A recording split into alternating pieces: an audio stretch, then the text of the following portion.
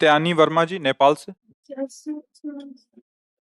महाराज जी, आपके चरणों में कोटि कोटि प्रणाम। महाराज जी, इस मन को कैसे एकचित होकर भगवान की ओर लगाएं और गर्भवती स्त्री को क्या करना चाहिए कि उसकी संतान जो आने वाली है वो भगवत मार्ग की ओर चल पाए। मन को एक चित्त लगाने के लिए तो सब शास्त्र, सब साधनाएं जितनी वर्णन की गई हैं, सब जितने ग्रंथ पंथ महापुरुष जन बोले हैं, सब मन ही के लगाने के लिए बोले हैं। क्योंकि बहुत जन्मों से मन हमारा शरीर और भोगों में मगन रहा है, साधना नहीं बनी है। अगर साधना बनी होती तो हमें भगवान की प्राप्ति हो गई होती। साधना नहीं बनी है, भोगों में ही विचरण करते रहे हैं। कुछ पुण्य बने, कुछ पाप बने। इससे कभी देवलोक को गए हैं, कभी नरक लोक को गए हैं, और कुछ पुण्य पाप के मिश्रित भाव से मनुष्य देह की प्राप्ति हुई। इसका मतलब मन को हम निर्मल कर पाए ऐसा अवसर हमें नहीं मिला, ना हम ऐसे अवसर में मन को प्रभु में लगा पाए। जैसे मनुष्य जीवन मिला और विषय भोगों में तो हम अवसर को खो दिए ना।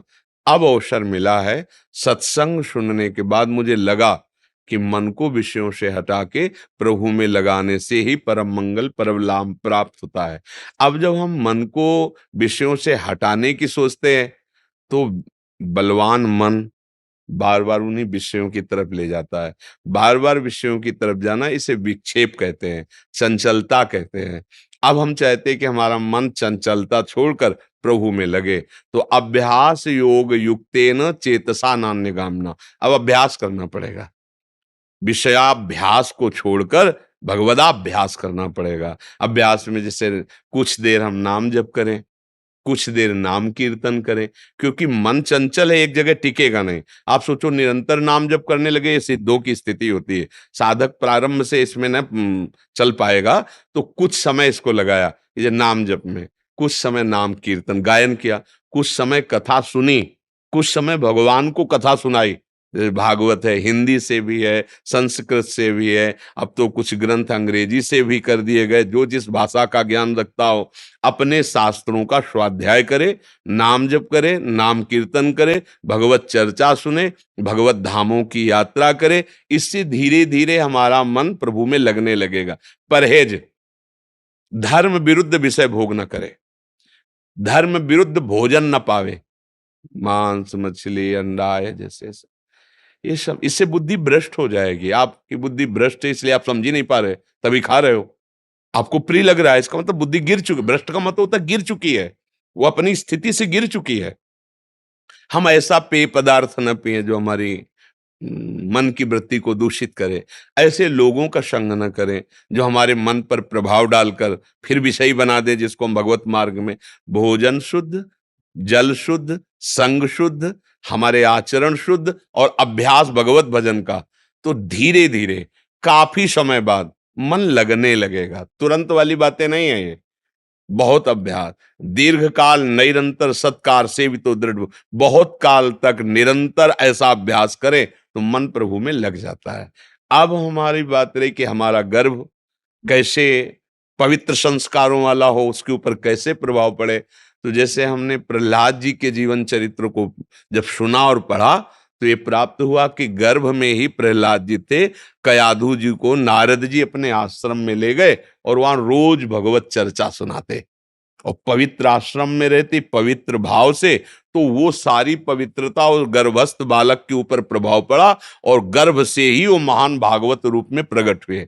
गर्भ में ही अर्जुन जी ने जब अभिमन्यु जी को चक्रव्यूह तोड़ने की सुना, उन अभिमन्यु की मां को रहे थे, लेकिन गर्भस्थ शिशु के ऊपर प्रभाव पड़ रहा था।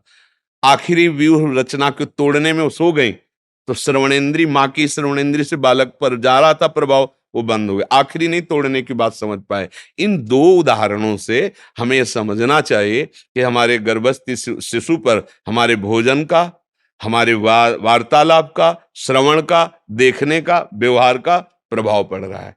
जैसे गर्भस्थ शिशु है, गर्भ में आ गया है, फिर आप गृहस्थ धर्म में सहवास करेंगे, वो प्रभाव पड़ेगा उसके ऊपर? उसके अंगों पर प्रभाव पड़ेगा, उसकी मानसिकता पर प्रभाव पड़ेगा। आप शासन विहीन जीवन व्यतीत कर रहे हैं इंद्रियों का, तो आपके जो बच्चा है वो शासन विहीन पैदा होगा, क्योंकि आपके संस्कार पड़ रहे हैं ना उसमें।